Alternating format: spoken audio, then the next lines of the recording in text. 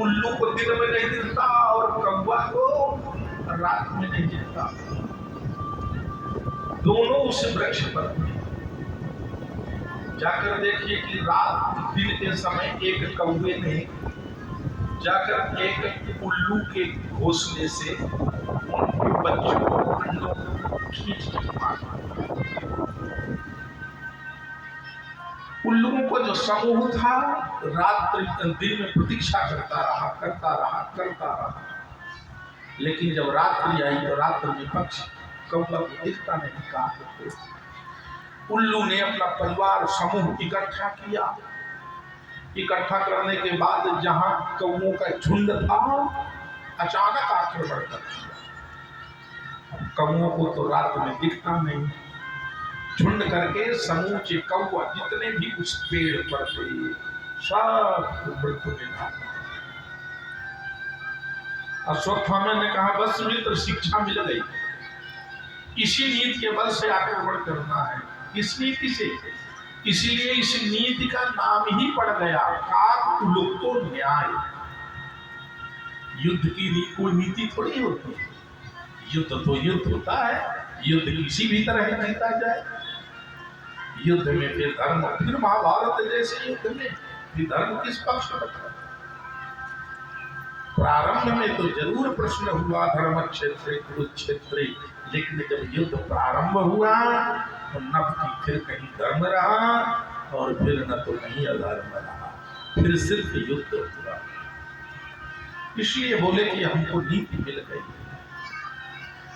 हम पांडवों के ऊपर वैसे ही आक्रमण करेंगे जैसे काक और कौवे एक दूसरे के ऊपर आक्रमण करते हैं। लेकिन इधर मेरे इसलिए जब रात्रि का समय हुआ भगवान को सब पता चला। अश्वत्थामा मेरे प्रभु को लगा कि अगर जो अश्वत्थामा रात में आक्रमण कर नहीं पाया तो मेरा तो इतना भी संकल्प है खड़ा है।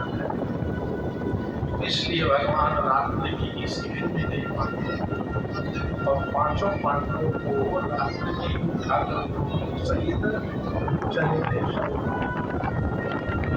लेकिन द्रौपदी से जन्म लिए जो 5 बेटे थे उनको न तो जाने की इच्छा हुई न तो प्रभु को इच्छा। कारण क्या था? कारण यह था कि मेरे प्रभु को था कि ब्राह्मण अश्वत्थामा ने संकल्प किया है,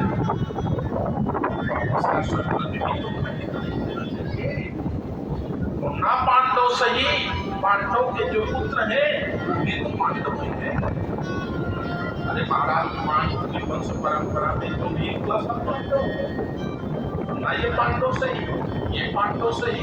अश्वत्थामा का संकल्प भी पूरा होगा और मेरा संकल्प भी पूरा होगा।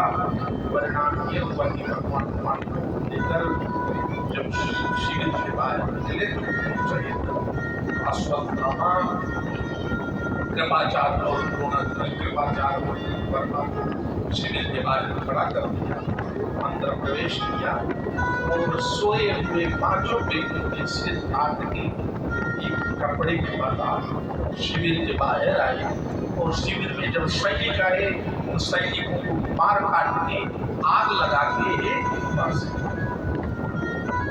ले जाकर जब उनके हाथ पर 5 बच्चों का सिर किया। देख कर ही 5 मैंने तो बड़ा हुआ, लेकिन पता चला कि तो नहीं पांडवों के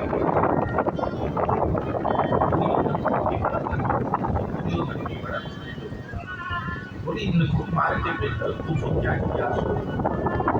अरे ये जीवित रहते तो भविष्य में मुझे पिंडदान और सबके साथ मुझे भी पिंडदान कर देते, तर्पण करते।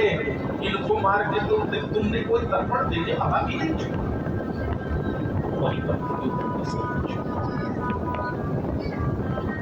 अश्वत्थामा को लगा कि यदि पांडव जीवित है तो हम मुझे छोड़ देंगे। प्रातः काल सवेरे जैसे ही ब्रह्मा ने पांडव द्रौपदी ने अपने 5 पुत्रों के मरे हुए ढूंढे सिर काटा।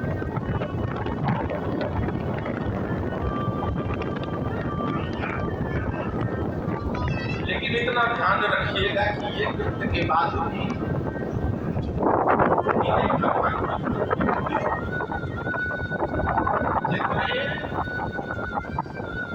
भगवान साथ में है, 5 पुत्र है, 5 का सिर कटा। यदि आजकल के भगत पुत्र का शोक बाद में मनाते और भगवान खड़ी किस काम के तुम भगवान हो? कैसे भगवान हो? मैं तुम्हारे साथ हूँ, मेरे बच्चों के